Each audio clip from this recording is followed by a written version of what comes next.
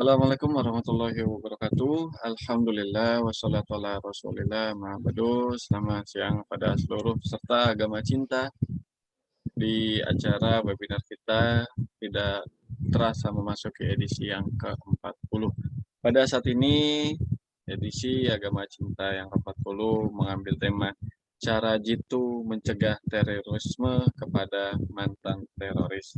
Sebelum acara ini kita mulai, perkenalkan saya Muhammad Nurul, operator webinar kita pada siang hari ini. Acara ini akan terbagi menjadi 3 sesi. Sesi yang pertama adalah doa pembuka dan sambutan yang akan disampaikan oleh koordinator agama cinta yaitu Gus Soleh MZ. Dilanjutkan dengan pengantar diskusi oleh Habib Jafar Sodik dan juga keynote speaker kita yaitu abang kita semua, Bapak Stanislaus Rianta. Untuk sesi kedua adalah sesi utama yang akan dimoderatori oleh Bapak Ronald Mulia Sitorus. Untuk kemudian sesi selanjutnya adalah tanggapan dan pemantapan oleh Bapak Denny Agil Prasetyo, dilanjutkan dengan sesi tanya jawab oleh para peserta. Sebelum acara ini kita mulai, acara ini akan direkam dan nantinya akan diupload di YouTube kita, yaitu di channel Agama Cinta Official. Dan juga terlihat di pojok kiri atas bapak-bapak dan ibu-ibu semua bahwa acara kita ini live streaming on Facebook di Sekjen Agama Cinta Official. Dan kami juga menghimbau pada para peserta yang hadir, jangan lupa untuk mengisi link absensi yang akan kita kirim ke kolom chat Zoom dan juga di kolom chat komentar FB kita yaitu Sekjen Agama Cinta. Untuk selanjutnya, kami mohon kepada Gus Soleh MZ untuk memberikan doa pembuka dan juga pengantar dari pelaksana. Kepada Gus Soleh, namun sebelumnya kita dengarkan dulu lagu Indonesia Raya kita. Gus sudah kasih kita lagu Indonesia Raya kita supaya apa? Supaya kita meningkatkan rasa kecintaan kita. Nah, Gus Soleh sabar dulu Gus ya. Kita dengerin dulu lagu Indonesia Raya. Mari teman-teman semua, kita berdengarkan dulu lagu Indonesia Raya untuk meningkatkan rasa kecintaan kita.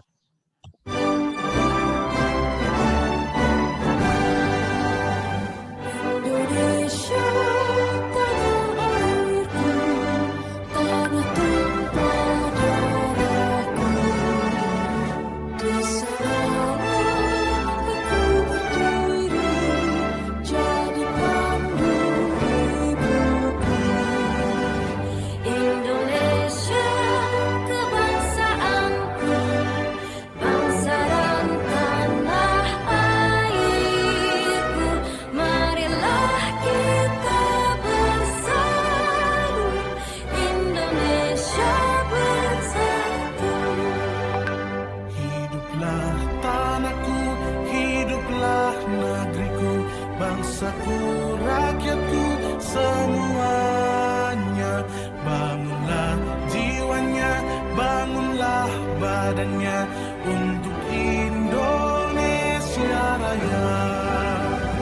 Indonesia Raya, merdeka, merdeka, tanahku, negeriku yang kucinta.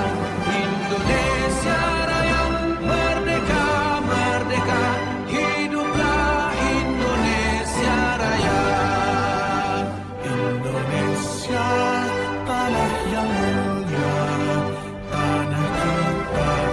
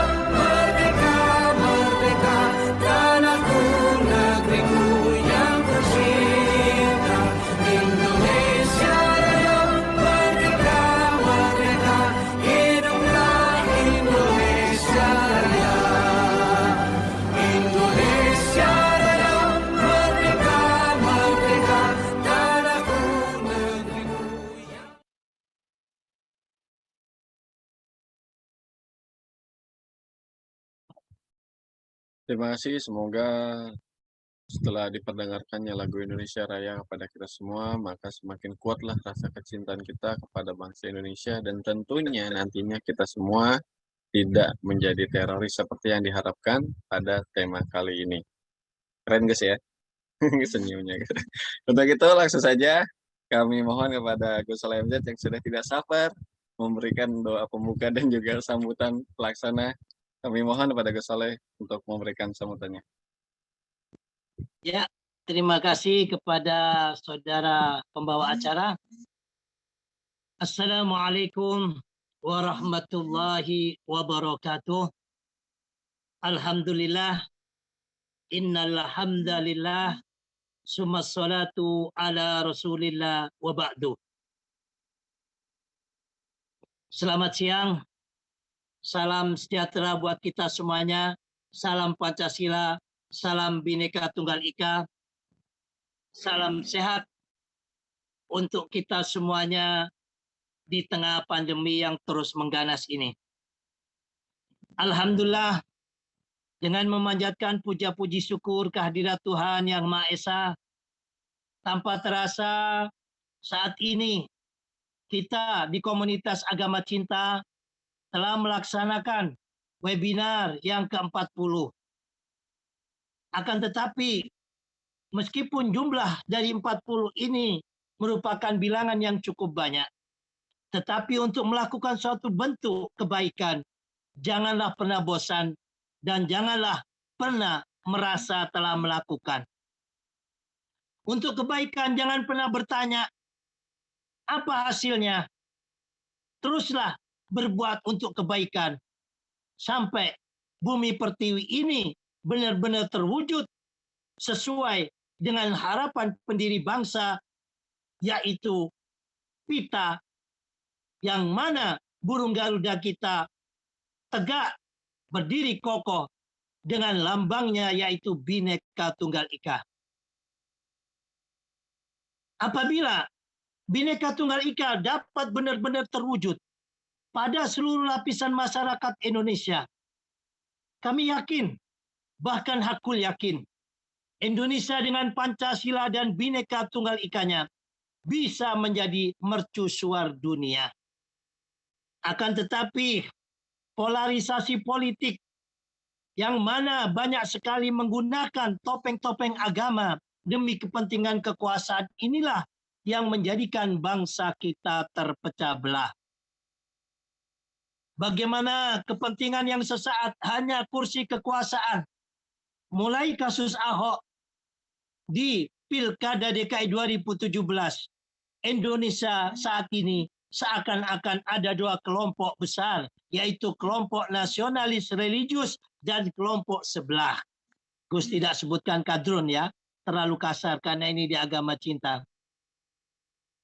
Bapak-bapak, ibu-ibu, terlebih-lebih kepada para narasumber yang kami cinta sayangi. Tema kami kali ini sengaja kami ambil, yang mana tema tersebut adalah cara jitu mencegah terorisme dan radikalisme kepada mantan teroris. Kenapa tema ini kami ambil? Karena beliau berdua yang kita hadirkan pada webinar ini, yaitu Ustadz Nasir Abbas, ex-teroris internasional, bahkan jadi napi internasional, yaitu teroris JI, yang mana melanglang buana melakukan jihad dengan pola pikir yang sempit saat itu, yang gagal paham terhadap agamanya, alhamdulillah mendapatkan pertobatan kebangsaan sehingga kembali ke pangkuan Ibu Pertiwi. Begitu juga Ustadz Sofyan Sauri. Beliau ini pernah jadi polisi 15 tahun. Karena hebatnya daripada gencarnya media sosial dan juga kebebasan yang saat itu, paham-paham isme-isme yang masuk di Indonesia. Seorang polisi yang mana dididik dengan sabta marganya juga masih bisa terpapar paham radikal. Sehingga dengan berbagai hal akhirnya dikeluarkan. Begitu dikeluarkan, bukannya tambah tobat, tambah jadi teroris kan begitu. Ya, nanti beliau berdua ini akan menyampaikan kenapa beliau menjadi teroris dan apa sebabnya sehingga bisa menjadi tobat pada bangsa ini. Dan beliau berdua ini sangat tahu betul, baik Ustadz Nasir Abbas maupun Ustadz Sofyan Sauri, yang mana Ustadz Sofyan Sauri ini termasuk salah satu pentolan daripada Al-Qaeda di Asia Tenggara. Alhamdulillah masih dikasih umur oleh Allah. Ya, tidak kena dor, padahal 2 kali beliau ini ditahan. Mudah-mudahan beliau berdua ini diberikan panjang umur dan kesehatan sehingga tetap terus bisa bersama kita semua yang cinta NKRI dan Pancasila ini untuk memberikan pencerahan kepada anak-anak bangsa ini agar supaya tidak terpapar paham radikalisme dan terorisme. Nantinya akan dipandu oleh moderator kita Bang Ronald Mulia Sitorus ya, dengan tanya jawab ya, sehingga lebih mendalam daripada diskusi kita kali ini. Dan kami minta kepada semua para pemirsa dan juga yang ada di webinar Agama Cinta ini, hendaklah hasil dari webinar ini disebarkan seluas mungkin agar kita bisa perang media sosial melawan kelompok-kelompok yang senantiasa membuat gaduh pada bangsa dan negara ini dengan paham radikalisme maupun dengan terorismenya. Akan tetapi berkali-kali Gus telah menyampaikan kepada sahabat-sahabat kami yang katanya cinta damai, yang katanya cinta NKRI dan Pancasila.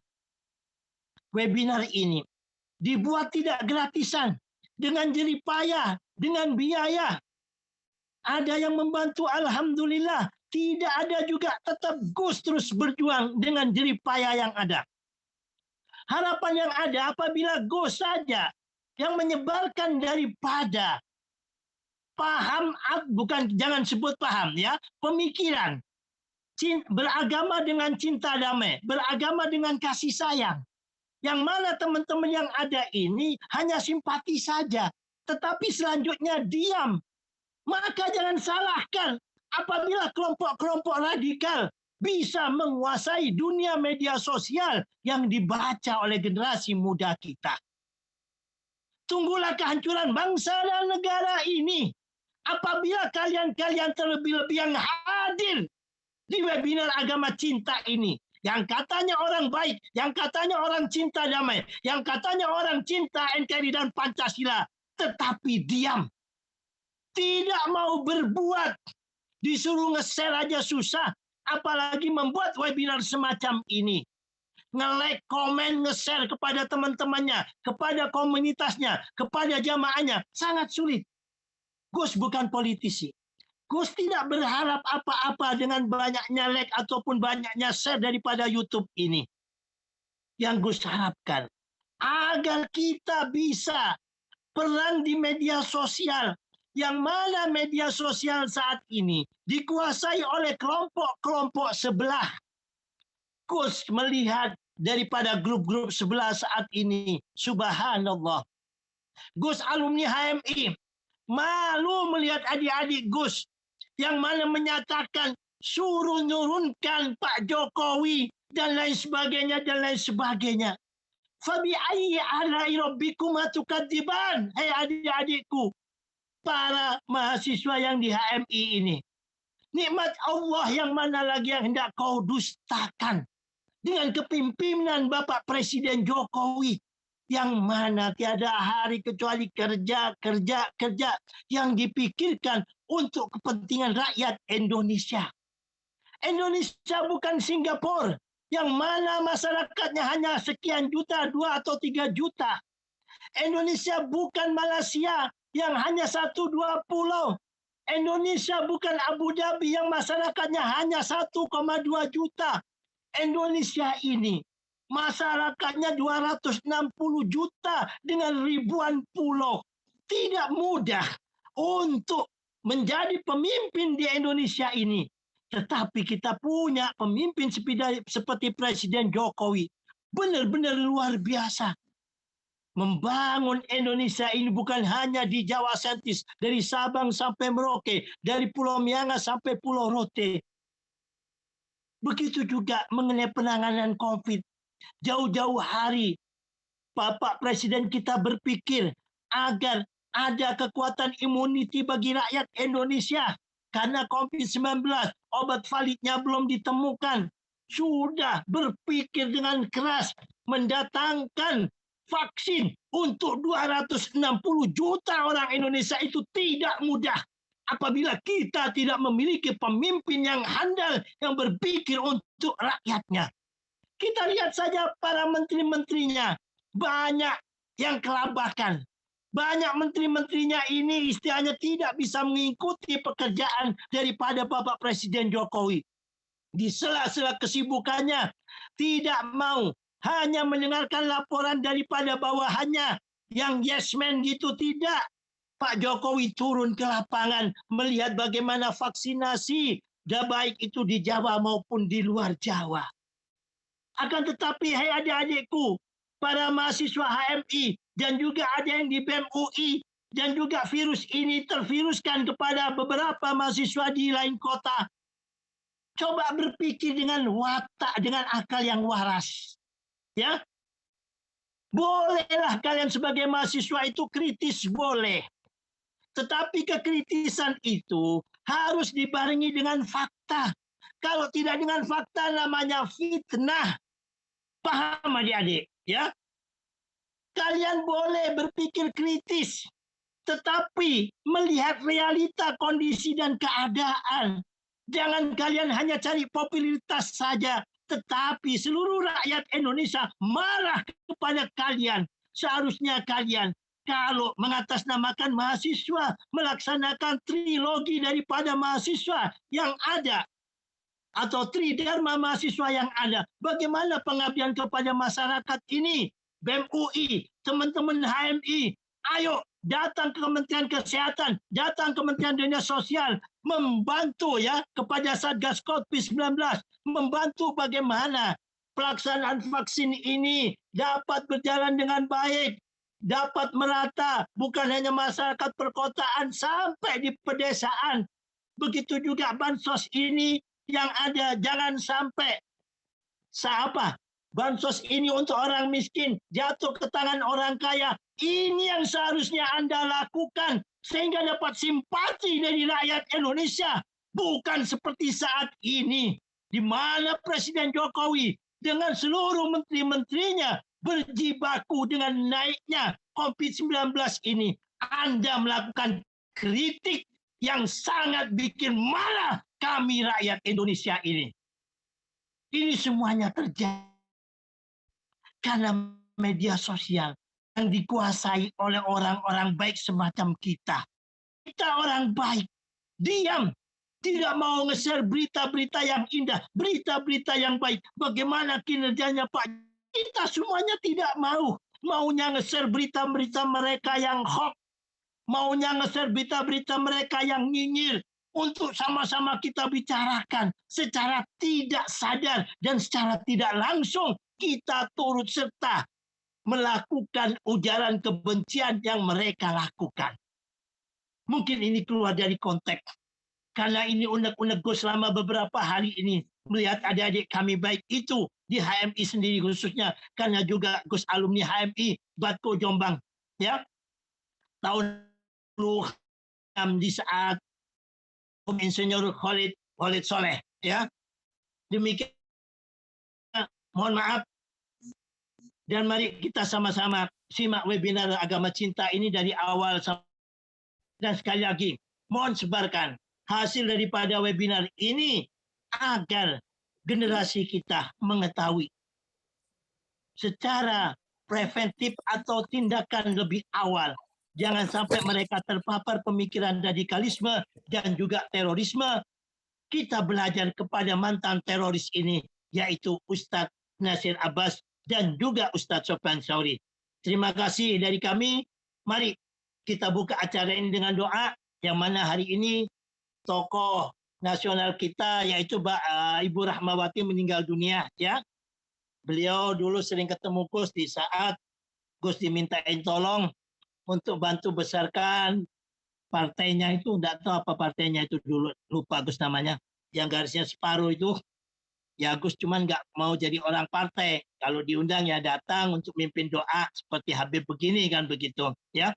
Kita doakan beliaunya dan juga kita doakan teman kita almarhum Budi Jarot yang meninggal baru seminggu lalu. Besok insya Allah sama-sama kita rayakan ataupun kita rayakan kita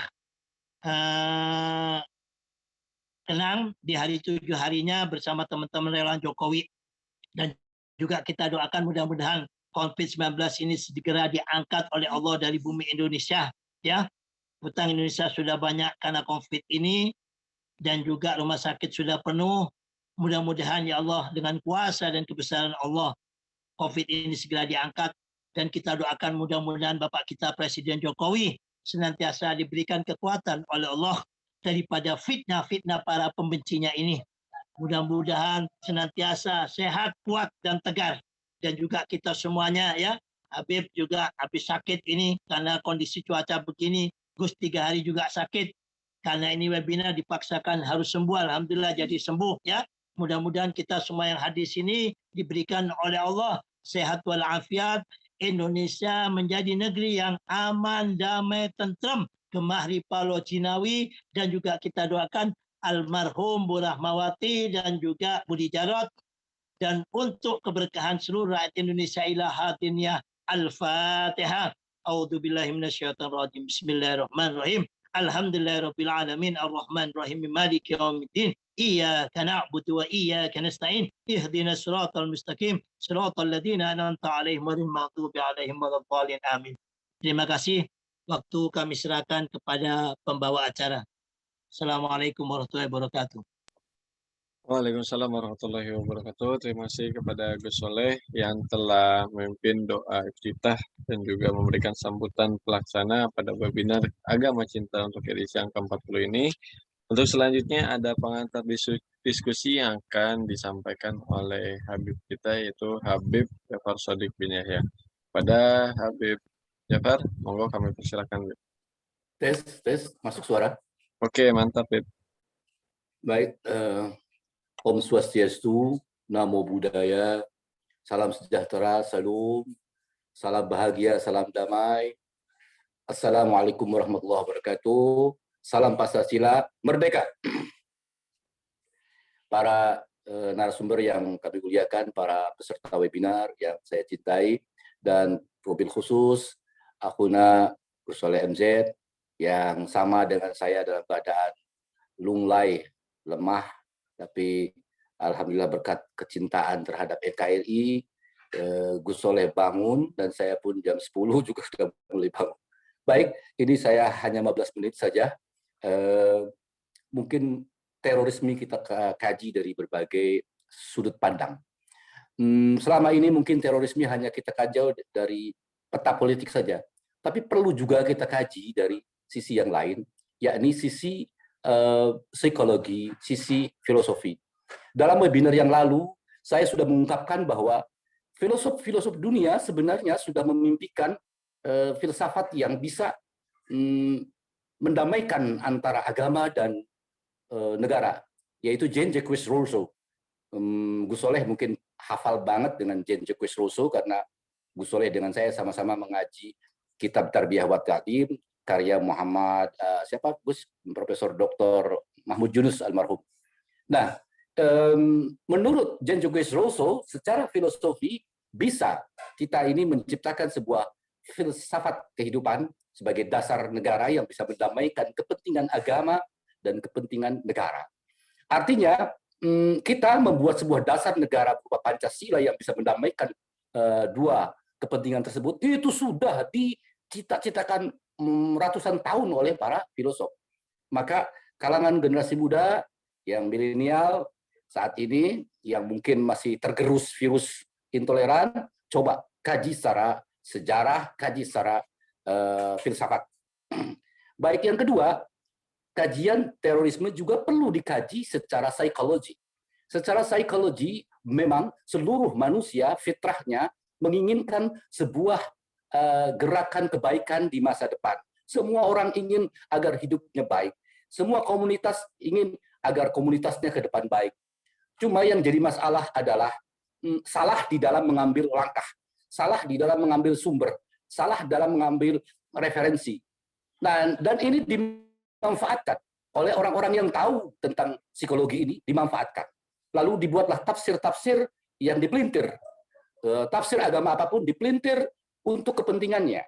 Saya yakin bukan hanya di Islam saja adanya parasit yang menempel pada pohon asli agama. Tetapi apa? Dari agama-agama apapun, pasti ada parasit yang menempel, yang daunnya sama dengan pohon tersebut, padahal parasit tersebut menggerogoti pohon asli agama. Sehingga dalam pandangan orang-orang, agama itu jelek. Karena apa? Karena akibat pohon parasit tersebut. Nah, di antara tafsir-tafsir yang dipelintir dan sejarah-sejarah yang dipelintir, umpamanya tentang Golden Era, kalangan-kalangan muda Islam untuk melangkah ke depan menghayalkan, menghalusinasi tentang Golden Era, kejayaan Islam. Ini kata-kata kejayaan Islam perlu digarisbawahi dan perlu dikaji. Yang dimaksud dengan kejayaan Islam, apakah yang dimaksud kejayaan Islam itu Islam pernah runtuh? Umpamanya kejayaan Kristen, apakah Kristen pernah runtuh? Agama itu tidak pernah runtuh, agama apapun tidak pernah runtuh. Maka itu sebuah pemaksaan, pemerkosaan kata. Sebenarnya bukan kejayaan Islam, tetapi apa? Kejayaan umat Islam.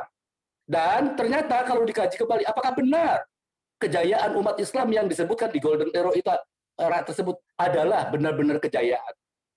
Jayakah sebuah negara yang mana khalifahnya atau presidennya zalim terhadap rakyat? Kita tahu Harun al-Rashid yang kita kenal sebagai seorang tokoh khalifah yang katanya untuk kejayaan Islam. Ternyata Muhammad Idris Asy-Syafi'i diseret beserta ratusan ulama lain. Karena apa? Karena dianggap oleh Harun al-Rashid bertentangan. Ketika ulama-ulama lain terpenggal lehernya, Muhammad Idris Asy-Syafi'i bisa menjawab pertanyaan-pertanyaan dengan tenang. Sehingga umat Indonesia mengenal Islam secara damai. Nah, dari sini makanya para pemuda-pemuda Islam, tolong dikaji kembali. Ya, apa yang dimaksud dengan Golden Era itu? Jangan hanya dimakan lalu dijadikan konsumsi gerakan. Dan itu sebenarnya yang sering didengung-dengungkan. Umpamanya jargon-jargon daripada HTI. Jargon HTI selalu berkata membela khilafah berarti membela Islam, dan membenci khilafah berarti membenci dan menghina Islam. Adalah tindakan, ini sebuah tindakan yang sangat provokatif. Jadi kalimat-kalimat jargon-jargon HTI yang berbahaya seperti ini sangat provokatif. Sehingga apa? Sehingga umat Islam, terutama generasi yang tidak tahu menahu tentang khilafah, menelan habis-habis, akhirnya apa? Ikut bersama mereka yang meyakini bahwa khilafah adalah suatu kewajiban. Padahal khilafah dengan Islam itu dua hal yang berbeda. Islam itu adalah sebuah kemesraan sang maha cinta dengan hamba. Sedangkan khilafah itu hanya metode dari seorang hamba, hasil dari ijtihad. Dan kata-kata khilafah yang dimunculkan setelah Rasulullah pun perlu dikaji ulang. Karena apa? Karena dari dulu sampai sekarang, orang-orang itu menggunakan dalilnya, yaitu tentang inni ja'ilun fil ardi khalifah. Aku jadikan di muka bumi ini khalifah. Lalu mau diartikan apa kata khalifah ini? Kalau diartikan pemimpin, salah besar. Kenapa? Karena setelah itu ayatnya ataj'alu fiha ma yufsidu fiha wa yusfikud dima. Apakah engkau akan menjadikan di dalam bumi ini orang-orang yang menumpahkan darah dan membuat kerusakan? Jadi diksi khilafah ini perlu dikaji. Bukan pemimpin artinya pada awalnya. Dan ayat itu bukan sebuah perintah untuk adanya khilafah, bukan. Ayat itu memberitakan, ini berita bukan perintah. Ayat itu memberitakan bahwa Allah menjadikan pengganti. Loh, khilafah itu pengganti bukan pemimpin. Makanya di Suriah itu sering digaungkan kata-kata khilafah, dan sama dengan di Indonesia, yaitu apa? Ganti presiden. Oh, ganti. Jadi khilafah maknanya bukan pemimpin sebenarnya. Tetapi apa? Ganti. Sungguh aku telah menjadikan pengganti. Ya, pengganti siapa? Pengganti makhluk-makhluk sebelumnya. Makanya wajar setelah itu para malaikat menyampaikan kalimat seperti itu. Apakah engkau akan menjadikan yang menumpahkan darah? Kalau seandainya khilafah itu artinya pemimpin, tentu malaikat tidak berbicara itu. Nah ini salah satu secara psikologi dipelintir, tafsir-tafsir yang dipelintir oleh kalangan-kalangan intoleran. Ini yang perlu dikaji. Kemudian mengenai judul saat ini, para ibu, bapak, peserta webinar sekalian, mohon dengan sangat, mari kita sama-sama bersama grup Agama Cinta ini menyebarluaskan kedamaian, terutama wabil khusus para ibu-ibu. Kenapa para ibu-ibu? Karena tembakan yang paling awal adalah generasi. Sedangkan ibu adalah pendidik. Al-Ummu Madrasatul Ula. Ibu adalah pendidik yang pertama, sekolah yang pertama. Nah, maka kepada para ibu-ibu, ibu-ibu sekarang harus cerdas, harus mengerti. Kalau tidak nanti dibohongi sama anak-anaknya yang termakan virus-virus intoleran seperti ini. Jadi banyak sekali anak-anak kita ini yang termakan tafsir yang tidak benar, sehingga mereka merasa benar, sehingga mereka merasa sedang membela Islam. Padahal mereka sedang membela tafsiran terhadap kajian-kajian Islam. Nah, seperti itu. Baik, para peserta sekalian, karena kita sangat ingin mendengar bagaimana pengalaman yang dialami oleh mantan-mantan teroris kita, maka mari kita simak bersama apa yang akan beliau-beliau sampaikan, dan mudah-mudahan kita semuanya mendapatkan ridho dari Allah dengan senantiasa menyebarkan cinta. Agama apapun, inti beragama adalah cinta kepada Sang Maha Cinta, dengan mencintai apa dan siapa yang dicintai oleh Sang Maha Cinta. Mohon maaf atas segala khilaf, mohon doa untuk segala cita. Assalamualaikum warahmatullahi wabarakatuh. Merdeka. Halo. Merdeka. Waalaikumsalam warahmatullahi wabarakatuh. Terima kasih pada Habib Jafar Shadiq bin Yahya yang telah memberikan pengantar diskusi kita pada siang hari ini. Untuk selanjutnya adalah keynote speaker kita, yaitu Bapak Stanislaus Rianta. Kepada Pak Stanislaus Rianta kami persilakan. Terima kasih, Mas. Assalamualaikum warahmatullahi wabarakatuh. Salam sejahtera bagi kita semua. Selamat siang, Bapak Ibu sekalian. Saya cukup merasa terhormat diundang lagi di sini dalam situasi pandemi COVID yang cukup memprihatinkan. Saya harap kita semua tetap menjaga protokol kesehatan, karena COVID akan semakin dekat dengan kita, semakin dekat. Kalau dulu kabarnya hanya orang lain, mendekat lagi ke teman kita, sekarang sudah ada mendekat lagi ke keluarga kita, maka kita harus menjaganya. Berikutnya saya akan fokus kepada tema. Saya akan fokus pada tema tentang terorisme oleh mantan teroris. Kalau dalam bahasa hukumnya adalah residivis. Sebenarnya saya tidak perlu berbicara panjang, karena sudah ada dua ahli pelakunya, dua sahabat saya, Pak Nasir Abbas ini sahabat saya dekat, Pak Sofwan Sauri juga sahabat saya dekat. Jadi mereka nanti akan menceritakan secara detail, dan saya yakin akan benar-benar akan menambah pengetahuan kita. Tapi saya akan bicara data, karena saya selaku peneliti, kebetulan saya juga menulis beberapa jurnal tentang kambuhnya teroris. Jurnal saya ada ditulis, kemudian juga diterbitkan di book chapter di Routledge, nanti silakan dicari. Saya mencatat sejak tahun 2004 hingga Maret 2021 itu sudah ada 1.149 napiter bebas. Sejak 2004 hingga 2021 ada 1.149 napiter dibebaskan, karena memang bebas. Sayangnya, dari 1.149 tersebut, ada 70 orang yang kembali melakukan aksi teror. Nah, berbagai aksi teror yang dilakukan oleh napiter itu, antara lain terjadi di secara langsung atau tidak langsung, ya, apakah mereka pelaku langsung atau mereka terlibat membantu, itu ada di Bom Tamrin, kemudian ada di pelatihan militer di Aceh 2010, ini ada Pak Sofwan Sauri, nanti silakan bersaksi. Kemudian ada kasus perampokan Bank CME Niaga, kemudian di JW Marriott, Ritz-Carlton itu 2009 juga oleh mantan napiter, kemudian Gereja Ekumenis Samarinda itu juga mantan napiter, kemudian Kampung Melayu 2017, Makobrimob 2018 itu semua napiter, kan? Semua napiter. pelakunya. Kemudian serangan terhadap Wakapolres Karanganyar juga oleh mantan napiter, dan masih banyak lagi. Ini cukup memprihatinkan. Saya meneliti kenapa mereka bisa terjadi melakukan lagi.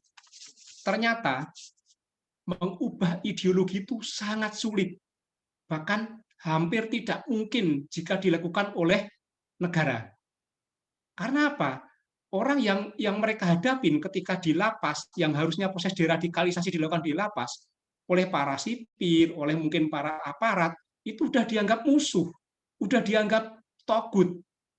Makanya nanti kita tanyakan kepada Pak Nasir Abbas atau Pak Sofwan Sauri, ketika mereka berubah menjadi nasionalis, saya yakin itu bukan karena diubah oleh lapas, tetapi karena mereka menemukan sendiri, mereka menemukan pencerahan dengan kajian-kajian yang detail, mereka menemukan pencerahan. Saya sangat kecil kemungkinan jika itu memang diubah oleh lapas. Jadi karena memang kesadaran sendiri, karena pendalaman, karena mendalaminya yang cukup intens sehingga mereka bisa berubah. Nah,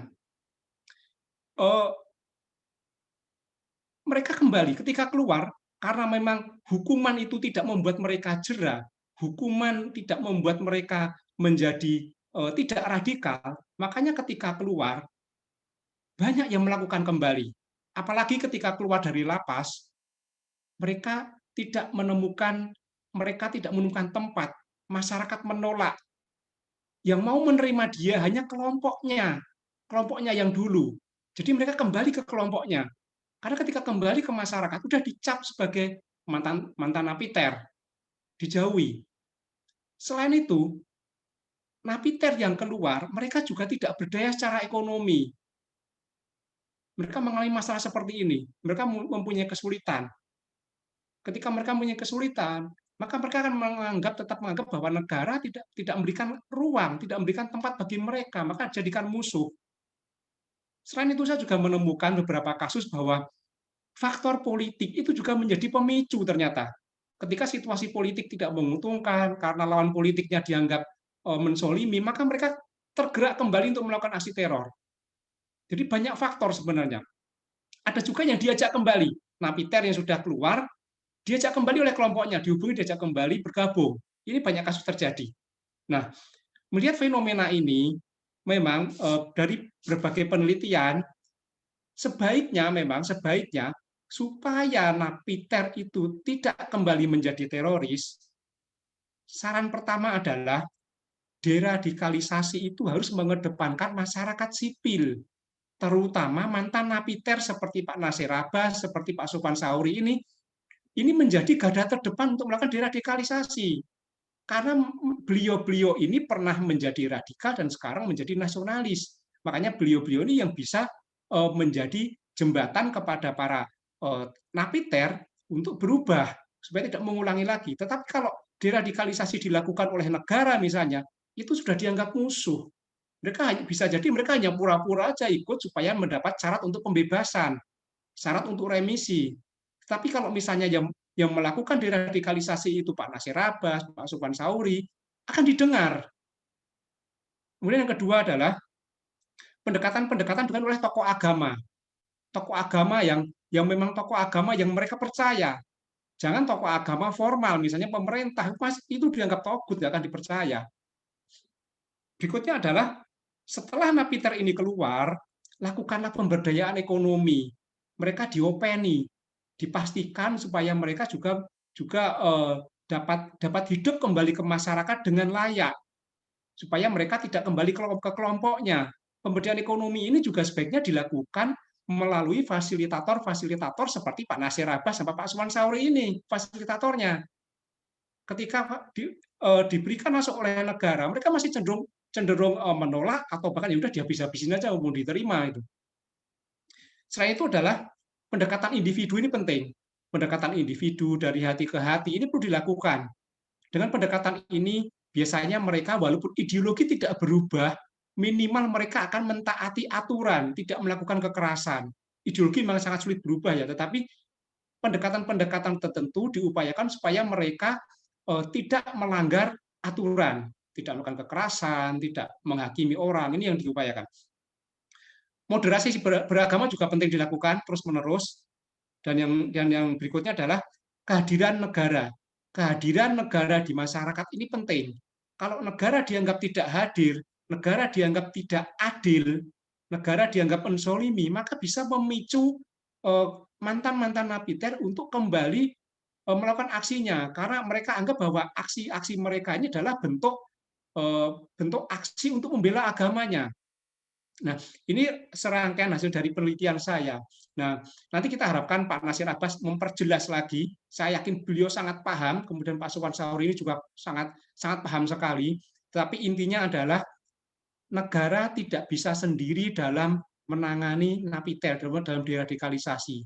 Negara harus melibatkan masyarakat sipil, negara harus melibatkan mantan napiter yang sudah nasionalis seperti Pak Nasir Abbas, Pak Sofwan Sauri, ini dijadikan garda terdepan dalam deradikalisasi. Jangan justru malah ya udah dilupakan atau mereka kan mantan napiter, jangan.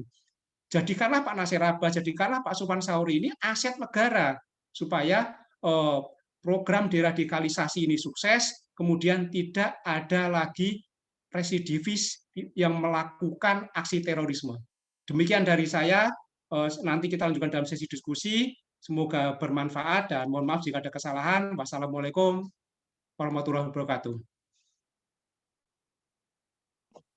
Waalaikumsalam warahmatullahi wabarakatuh. Terima kasih banyak Pak Stanislas Prianta. Untuk selanjutnya, alhamdulillah moderator kita sudah bergabung, Bang Ronald Mulya Sitarus. Monggo untuk selanjutnya sesi berikutnya atau sesi yang kedua, di mana acara utama kita yang akan dimoderatori oleh abang kita yaitu Abang Ronald Mulya Sitarus. Pada Bang Ronald, monggo kami persilahkan.